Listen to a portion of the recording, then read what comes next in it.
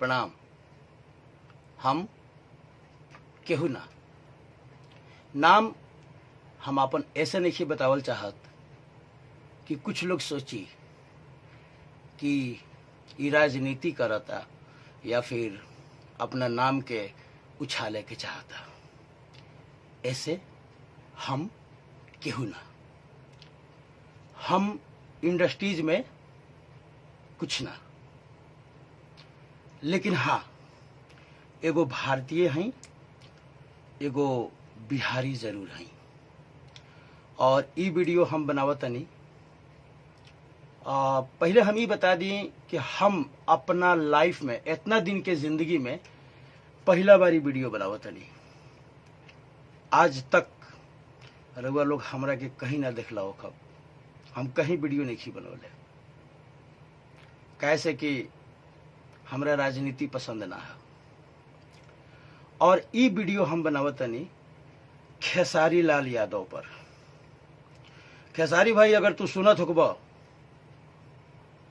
तो तहरा याद हुई 2018 में तारा के हम अपना प्रोग्राम में बुलौला रहनी भटिंडा में, जेमे तू हमरा से 5 लाख रुपया ले रहा, तारा याद हुई। आ एक बार 2019 में तारा के हम वही भटिंडा में बुलौला रहनी, जेमे तू हमरा से 3.5 लाख रुपया ले रहा। आ उ रुपया हम तारा के महेश परदेसी के रूम पर गणेश नगर में जाके दिला रहनी। शकल देखबो तो शायद याद आ जाई।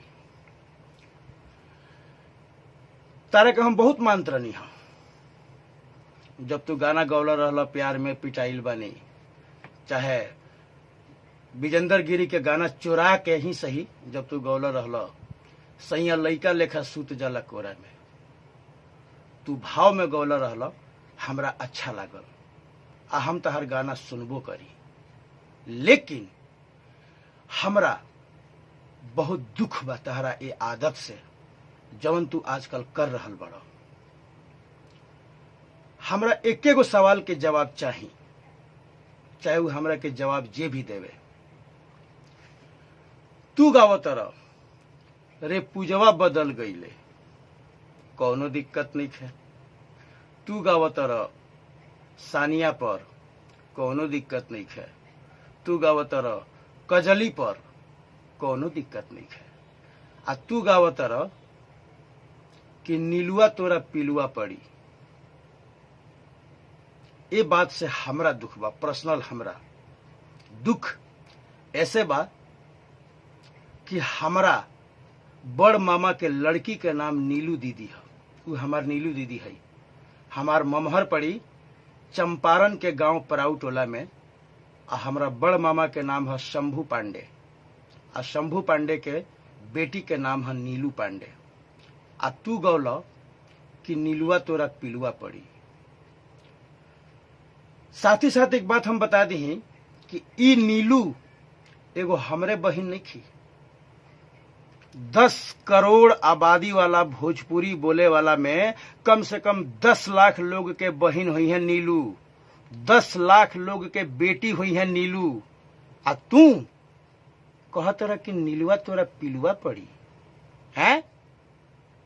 आज जब एगो लइका गौला सा कि खेसरिया के बेटी सपना में आती है, तो तहार चंद गुंडा लोग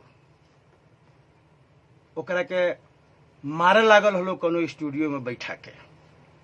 आ तार हो जिन मैनेजर बड़े वो कहत रहन कि खेसारी फैंस पगला गया है। वो पगलाने वाला खेसारी फैंस नहीं है, खेसारी गुंडा है। फैंस किसी को मारता नहीं है। और कलाकार गुंडा नहीं होता है। कलाकार का काम होता है सहजता से, संगीत के माध्यम से पब्लिक का मनोरंजन करे। आ तू खेसारी कलाकारी के नाम पर गुंडागर्दी करता रह। तो अगर ऐसा बात बा तो हमार शकल देख लो, सामने बैठल बानी, तनी अपना गुंडा लोग के भेज द हमरा लगे। लेकिन नीलुआ तोरा पिलुआ पड़ी। तू लोग के माई बहन के नाम लेके गावत रह तो रामलीला अगर कोनो गावता कि खेसरिया के बेटी सपनों में आती है, खेसरिया के बहिन सपनों में आती है, तो कैरेक्टर ढीला। तार दू चार गो गुंडा लोग जाके ओकरा संग लागत लोग बदतमीजी करे।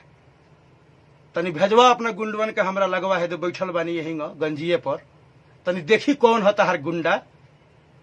भाई लोग तनी ये वीडियो के शेयर कर दी हलो कि तनी खेसारी के अकल ठिकाने आ जाए, तनी उनकर बुद्धि पर जौन पर्दा पड़ल बा, जौन गुडी रंगीला के यहाँ खाना बनावत रहन, बर्तन धो के हमरा के चाय पियावत रहल, उ दिन भुला गईले। तनी कह द कि सब लोग कह लो खेसारी से कि तनी वो अपन बुद्धि के सुधारस। लोग के नाम लेके गावत रहन, पूजवा के, कजली के, नीलुआ के, का ई नाम हमरा तहरा घर के बेटी बहन के नहीं हो सकत। आ सुने वाला तनी के बढ़ावा देता रह लोग। अब बढ़ावा पब्लिक नहीं दे, खाली फेक व्यूअर लगा लगा के पोस्ट का कहला हो यूट्यूबर जौन दू चार गो बड़ा सन उनकर फेक व्यूअर जौन बनावत रह सन, पैसा लगा लगा के एडवर्ड पर कि एक के दिन में 1 मिलियन पुगा देता लो, उतना तो श्रेय घोषाल के गाना ना पुगेला। खैर खेसारी सुधर जा, अभी भी मौका बा। गायक हुआ, गायक बन के रह, गुंडई मत कर। एगो कलाकार गुंडा ना होला। धन्यवाद। अगर हमार बात कोई के बुरा लागल होखे तो ओकरा से हम क्षमा चाहत हनी।